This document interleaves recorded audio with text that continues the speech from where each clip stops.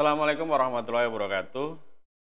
Apa kabar semuanya, kawan-kawan dari program studi Teknik Elektro Universitas Muhammadiyah Ponorogo yang kali ini sedang mempelajari tentang mata kuliah audio video. Oke, pada pertemuan kali ini kita akan membahas tentang teknik perekaman. Nah, tujuan dari mata kuliah ini untuk mempelajari subbab pokok bahasan ini adalah memahami teknik perekaman audio, ya. Kemudian juga memahami teknik eh, pengaturan dan penempatan peralatan audio, bukan audip ya ini, audio dalam perekaman. Nah, adapun materi pokok bahasan, subpokok bahasan nanti terkait penempatan mikrofon dalam perekaman, teknik perekaman digital dan lain sebagainya.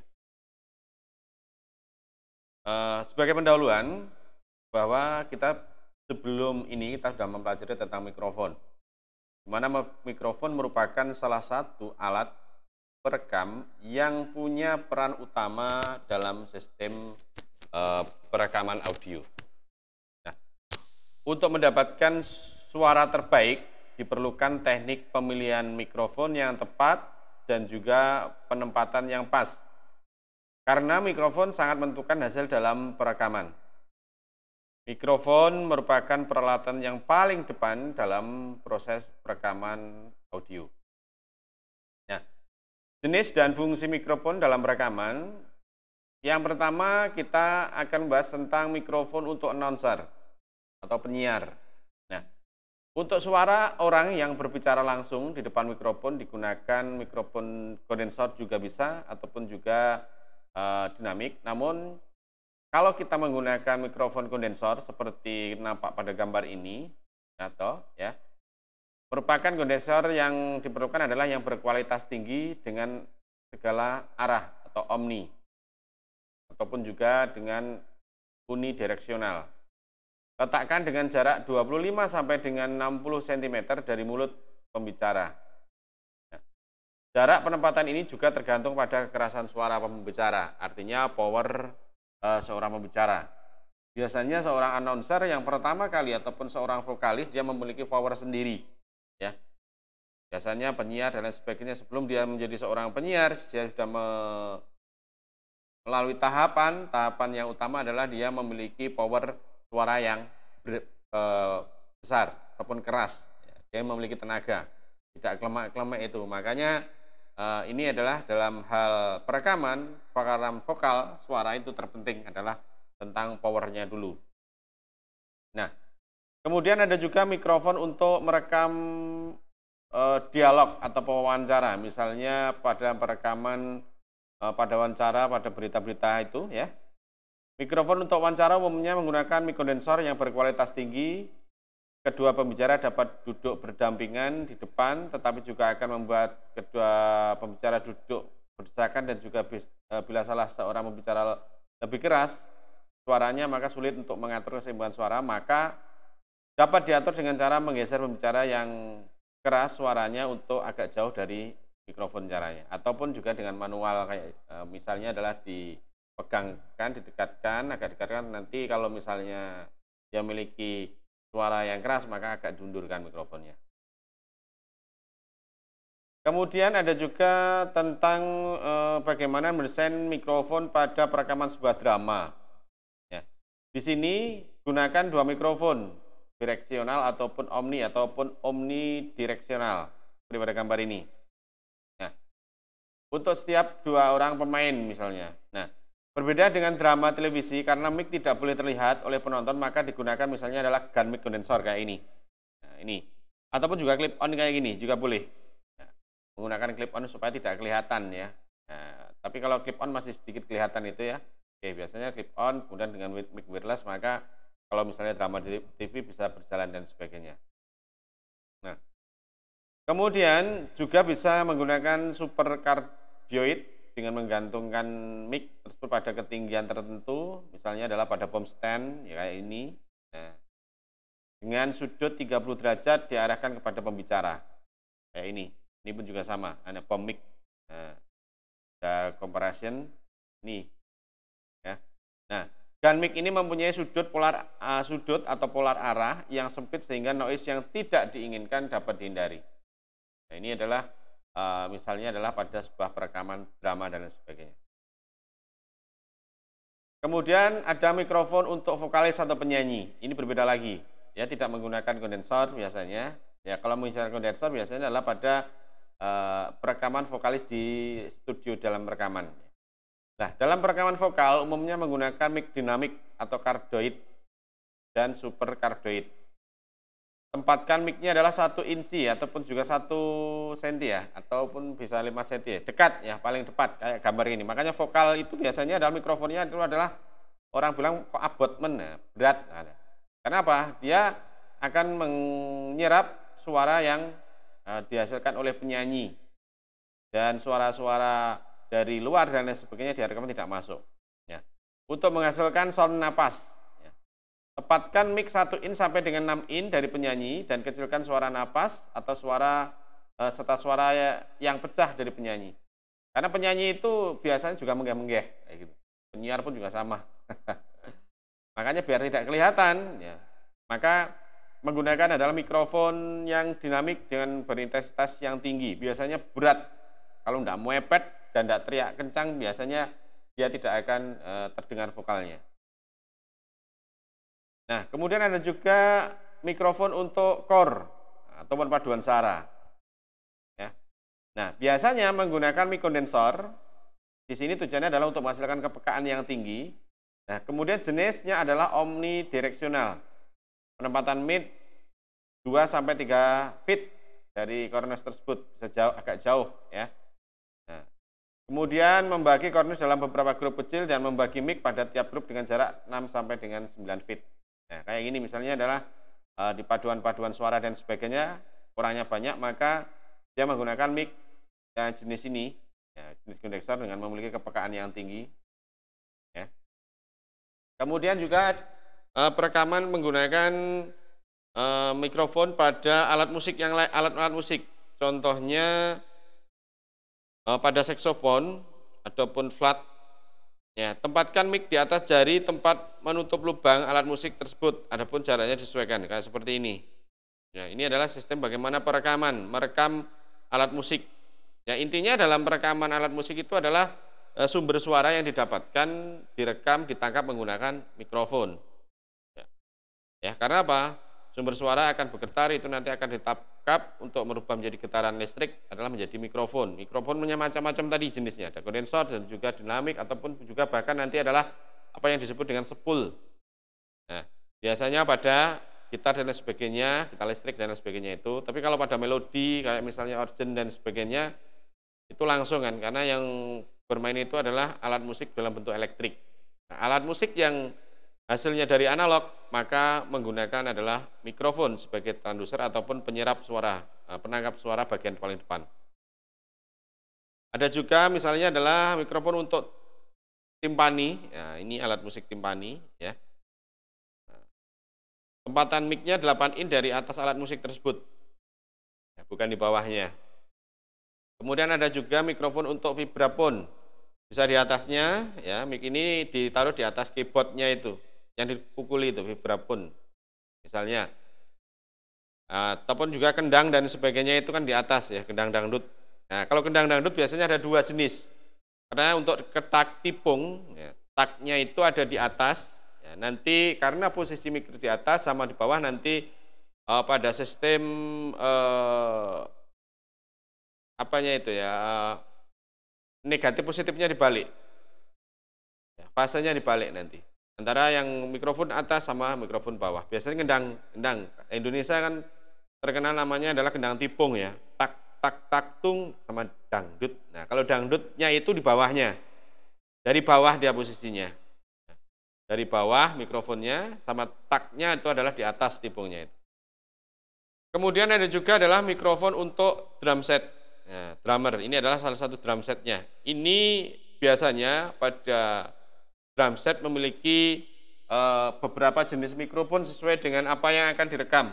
Misalnya ada bass drum, ya, menggunakan mikrofon yang besar ini salah satu yang dikeluarkan oleh produk mikrofon. Ada bass drum, biasanya untuk bass drum, kemudian ini bisa digunakan untuk hi-hat ataupun simbal.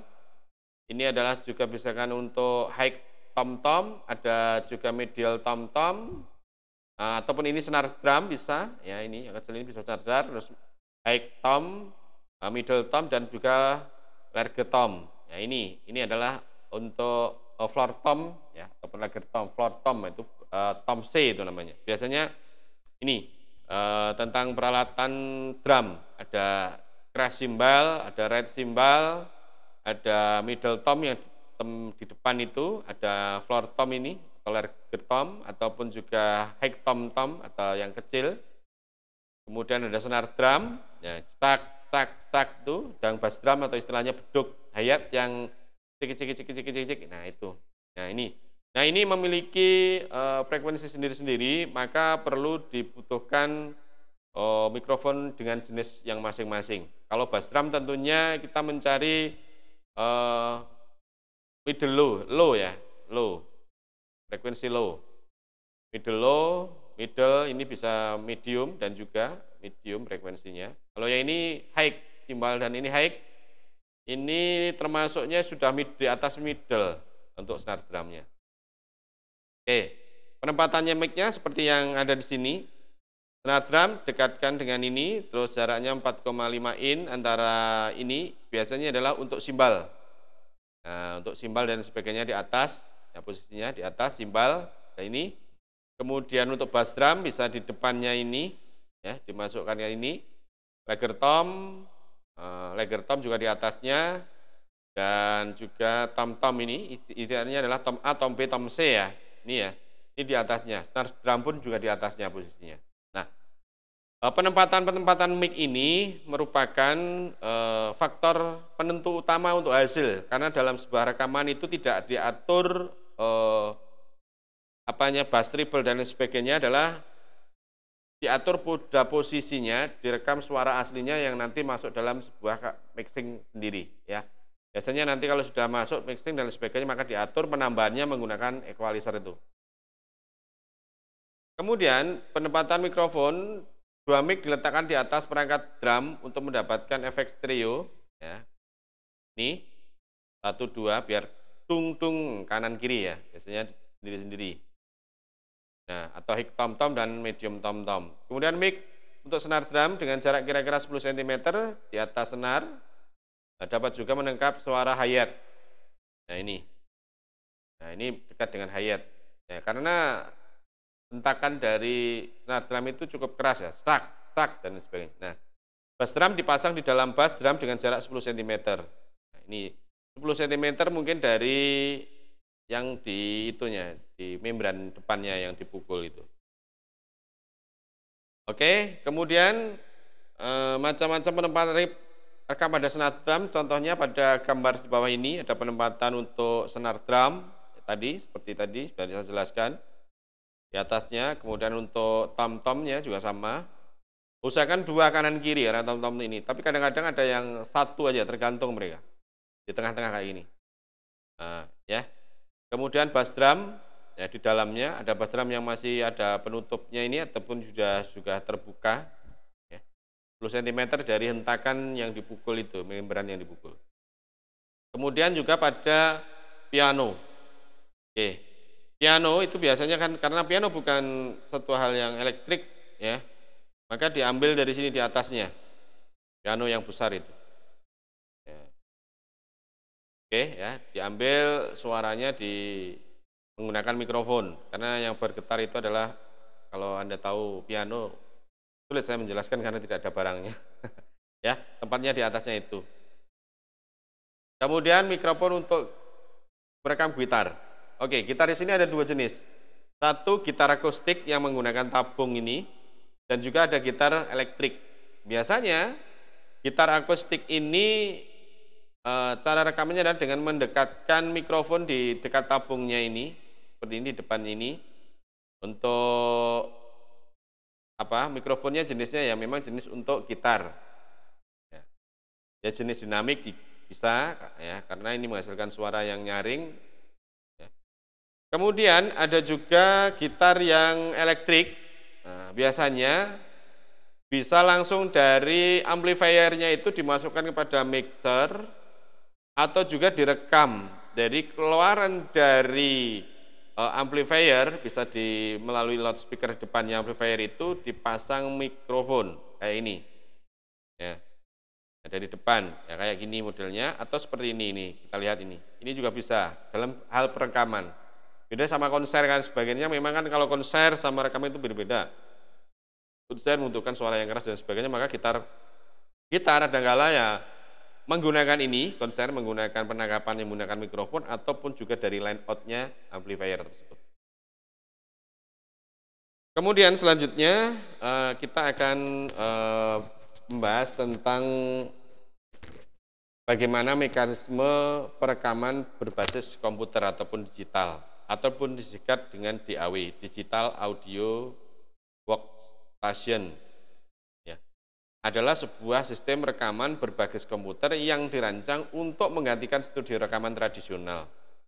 Studio rekaman tradisional itu seperti apa? Ya, studio rekaman yang dulu kita pernah juga mengalami bekerja di sebuah rekaman, jadi menggunakan perekamnya sama sebenarnya intinya ada mikrofon dan lain sebagainya, kemudian masuk mixer kemudian masuk pada alat perekam misalnya adalah tape recorder ataupun alat perekam yang lainnya menggunakan pita atau pita kaset.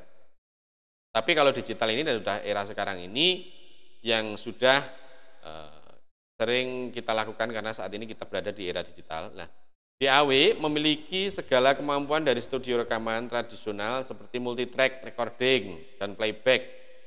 Juga menggunakan beberapa macam efek atau mixing seperti kompresor, reverb dan lain sebagainya. Aksesoris penambah ini, nah itu adalah dalam bentuk digital. DAW modern bahkan memiliki kemampuan yang tidak dimiliki oleh sistem studio rekaman masa lalu seperti kemampuan undo, non-destructive editing, ada vocal correction atau drum replacement ataupun juga simulator dan sebagainya. Digital itu secara teknis lebih memudahkan sama kita, cuman ya memang antara analog dan digital itu punya perbedaan sendiri-sendiri. Seperti kita memasak itu, kalau memasak dulu itu masih manual menggunakan tungku dan lain sebagainya, sekarang sudah menggunakan Magicom tapi dengan rasa tentunya akan berbeda. Nah, kemudian dalam sistem perekaman berbasis komputer ini atau DAW ini, pada era digital sekarang ini banyak studio yang sudah tidak menggunakan mixer, melainkan sebuah konverter yang sudah ada preamp-nya di dalamnya. Kemudian untuk memixingnya itu adalah menggunakan software ataupun digital, seperti kompresor, reverb, equalizer mungkin telah menjadi software di sini ya, ataupun disebut dengan mic inside the box. Nah ini ya dalam bentuk komputer. Ini perbedaannya dalam sistem DAW. Yang paling utama adalah penggerakannya adalah komponen utamanya peralatannya adalah komputer. Jadi maka di sini dibutuhkan komputer yang bagus. Nah, sistem MIB atau mic inside the box.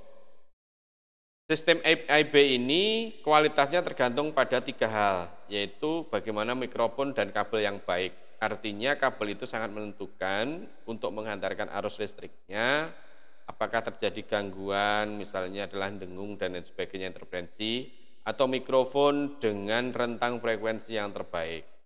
Kemudian ada preamp dan konverter yang berkualitas tentunya ini mendukungnya. Ya, konverter. Kemudian juga komputer yang kuat, yang memiliki RAM yang besar, penyimpanan yang besar, ada prosesor yang besar ya. Karena ini adalah audio, maka diperlukan adalah di sini adalah yang paling utama adalah sound card-nya yang paling utama ya pada komputer. Selain kompresor, prosesor, RAM dan sebagainya, maka di sini juga dibutuhkan adalah sound card yang bagus. Nah, dasarnya adalah bagaimana dapat mendapatkan sinyal terbaik dalam sebuah komputer. Nah, diagramnya seperti ini. Nah, ya. Nah, ini studio tanpa mixer. Dan ini interface, komputer audio, MIDI, nah, ini keluarannya, ya, ada MIDI controller, sonar dan lain sebagainya, ada monitor. Oke, nah ini, misalnya ini adalah dari sumbernya, nah, audio interface, ya, dikeluaran dari MIDI. Ini biasanya kan kalau organ itu kan, kayak organ tunggal itu kan keluarannya MIDI ya. Oke, MIDI ya. Nah, kemudian MIDI apa nanti silakan dipelajari ya. Nanti akan saya tugaskan untuk Anda untuk pelajari format-format itu untuk memperkenalkan Anda.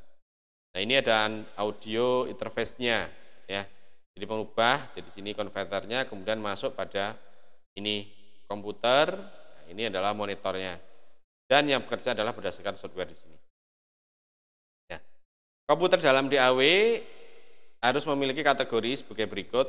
Komputer karena berfungsi sebagai host dari multitrack software dan audio converter, maka komputer juga menyediakan processing power yang diperlukan untuk operasional audio pada plug-in-nya.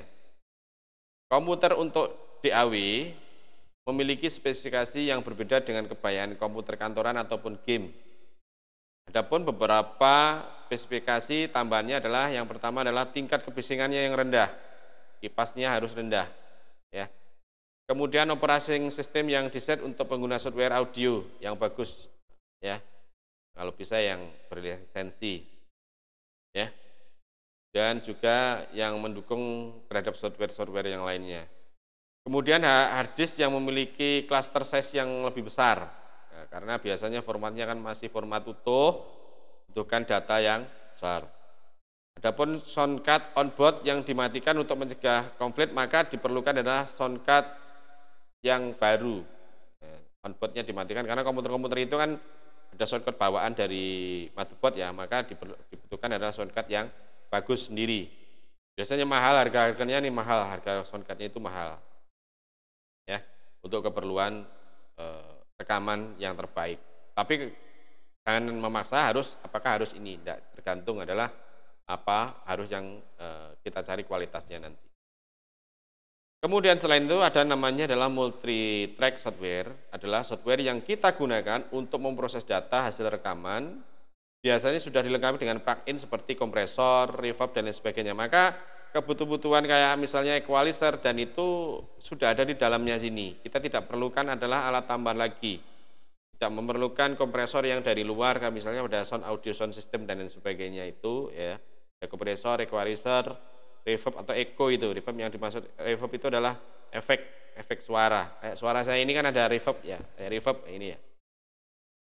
Kemudian ada juga software-software yang dibutuhkan banyak. Ada Protol, ada Cubase dan lain sebagainya itu ya. Ada Digital Programmer, Logic dan sebagainya. Tinggal pilih. Menyesuaikan ya, setiap software ini memiliki kelebihan dan kekurangan masing-masing ya. Ya, tergantung pada komputer yang akan kita gunakan. Kemudian tak kalah pentingnya adalah audio converter. Berfungsi untuk mengubah sinyal analog menjadi digital, juga kebalikannya yaitu digital menjadi analog. Converter yang dimaksud di sini berbeda dengan sound card kebanyakan yang sering dipakai pada rumah atau game. Oke, sound card itu juga bisa dikatakan sebagai converter, ya. Sound card itu keluar outputnya itu kan bisa menjadi suara analog ataupun juga mikrofonnya itu, ya, dari suara analog menjadi digital yang bisa diolah dalam bilangan digital pada komputer, ya, besaran digital pada komputer. Sound card pada output itu disebut dengan sebagai converter. Namun biasanya juga ada sound card ataupun juga audio converter dari luar, ya, eksternal kayak ini misalnya. Tidak menancap pada komputer. Nah, eksternal kayak gini nanti biasanya adalah masuknya pada USB, ya, ada slot USB, ya. Oke, ini adalah namanya adalah dari audio converter yang eksternal. Nah, bisa dari inputan sini, ya, ada inputannya, mikrofon dan sebagainya, ada pengaturan sedikit juga, tapi nanti juga bisa masuk dalam komputer, ya, dengan outputnya USB itu. Kemudian spesifikasinya. Pada komputer untuk DAW ini, untuk komputer DAW ini ya, untuk rekaman DAW ini minimal komputer tersebut memiliki ini, konverternya. Memiliki input yang lebih banyak untuk dapat merekam beberapa instrumen secara bersamaan, biasanya antara 4 dan hingga 12 input. Ataupun ngarani channel ya, ambil sama dengan mixer itu kan, beberapa inputan mikrofon yang bisa dijadikan jadi satu di master. Kemudian bisa di-link apabila satu buah komputer tidak mencukupi, maka beberapa buah komputer dapat di-link untuk menyediakan input yang lebih banyak ataupun di paralel, ya, ditambahkan lagi. Kemudian dapat merekam dengan sample rate yang tertinggi, ya, sample rate-nya tinggi cepat, ya. Kemudian memiliki bed resolution atau dynamic range yang lebih baik. Rata-rata konverter audio saat ini memiliki noise floor sekitar min 115 dBFS. Kemudian memiliki fitur free latency atau monitor, free latency monitor. Fitur ini bisa diibaratkan sebagai mixer yang berada di sound card sehingga audio dikeluarkan lagi sebelum diproses ke rekaman tadi, ke software, multitrack software tadi. Ya, bisa dimonitor dulu di sini. Kemudian memiliki keuntungannya adalah ini, latensi atau terlambatan yang sangat kecil. Bahkan kadang tidak ada sama sekali. Ya, karena apa? Dalam proses analog to digital itu ada yang namanya delay itu kadang-kadang ya. Makanya dicarikan adalah konverter yang baik supaya untuk menghindari sistem delay itu. Ya. Kemudian selain itu ada juga peralatan yang disebut dengan speaker monitor. Nah, kalau saya menggunakan speaker monitor adalah headset ini. Nah, tapi pada di studio rekaman biasanya adalah juga ada unit satelit speaker ya, seperti ini, bukan headset ini. Karena kalau headset ini pun kalau lama-lama kan juga menjadi panas juga di telinga juga kurang efektif. Maka diperlukan juga adalah speaker monitor. Nah, speaker monitornya itu adalah tidak hanya sekedar speaker monitor. Karena apa? Yang dibutuhkan adalah speaker flat yang dirancang khusus untuk kebutuhan mixing atau mastering. Speaker flat ini berbeda dengan speaker rumahan yang memiliki frekuensi respon yang rata-rata 30 sampai dengan 20 kHz. Dengan kata lain, speaker jenis ini jujur dalam memproduksi hasil mixing. Suaranya seperti itu ya dikeluarkan sama seperti itu, tidak mengalami perubahan menjadi rodok empuk dan lain sebagainya. Speaker ini yang diperlukan seorang sound engineer untuk memonitor ini ya, saat mixing, yaitu mendapat gambaran akurat dari frekuensi yang didapat dari berbagai instrumen yang sedang di-mixing. Apabila speaker yang digunakan untuk mixing tidak flat, maka telinga akan tertipu oleh speaker dan tidak dapat menentukan frekuensi yang tepat. Hasil rekamannya malah tidak pas. Ya, mungkin terlalu kebasen atau terlalu bagaimana. Oh, di sini tadi suaranya enak, ternyata setelah keluar dari rekaman diputar di tempat yang lain, oh suaranya kemelontang gitu. Karena apa? Hasil rekaman pengguna itu tidak semuanya memiliki kualitas audio yang bagus. Maka harapannya dalam sistem mastering ini pada posisi yang dinamik, artinya di saat dia setel pada perangkat audio standar, maka dia bisa menghasilkan suara enak. Apabila dia pada perangkat audio yang bagus, maka suaranya semakin bagus, enak didengar. Oke, nah ini contoh gambaran pada sebuah sistem monitor.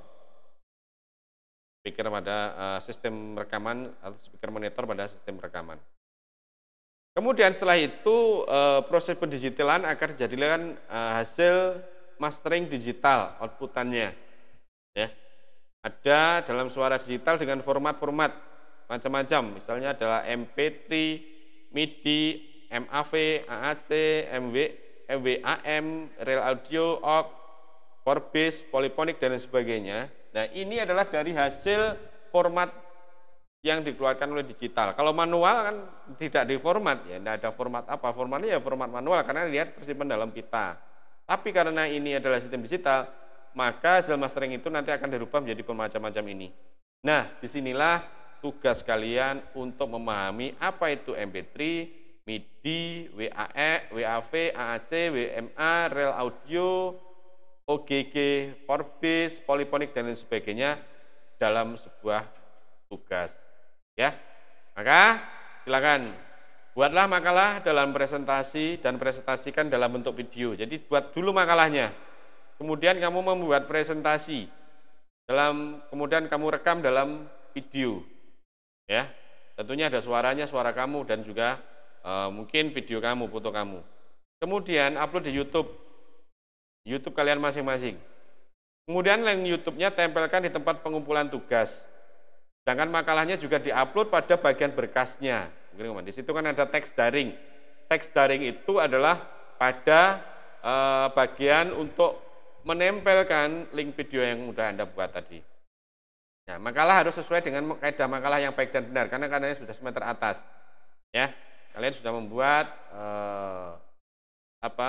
artikel ilmiah, seminar proposal dan lain sebagainya. Maka makalahnya makalah yang benar sesuai dengan yang sudah Anda pelajari dalam membuat metode penelitian dan lain sebagainya. Itu, oke. Sekian perkuliahan kali ini. Semoga bermanfaat. Saya akhiri. Assalamualaikum warahmatullahi wabarakatuh.